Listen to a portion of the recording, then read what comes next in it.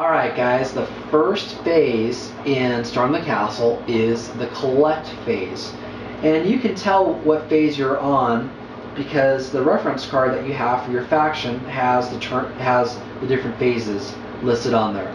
So the first phase is the collect, and this is where all the players will do this together. The first is if you have any exhausted cards, you're going to place them back into your hand. And we'll talk about exhausted cards later.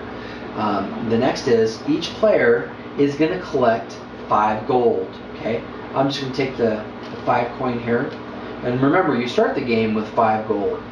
Now, if you control the battlefield location plus 2 gold, meaning if you have one of your units on there, you're going to generate an additional plus 2 gold at this time.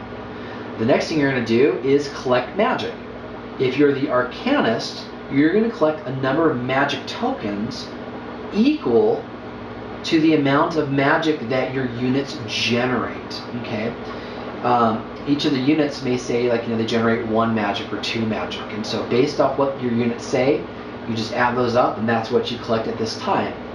If you're the undead, they collect magic a little bit differently. Basically, you're going to collect 1 magic token for each non-flipped unit that you have in play. We'll talk about flipped units later on.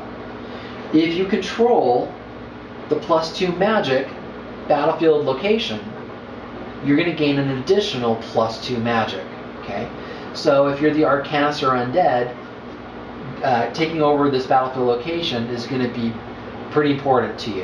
And if you're not the Undead or the Arcanist, you may want to take this over to prevent those players from gaining that nice bonus. Okay, and then finally, you're going to draw 1 power card from your power card deck. Okay. All right. Now remember, you start off with 3, and then your first turn you're going to collect 1. Okay. And same thing with the other bonuses on the battlefield locations.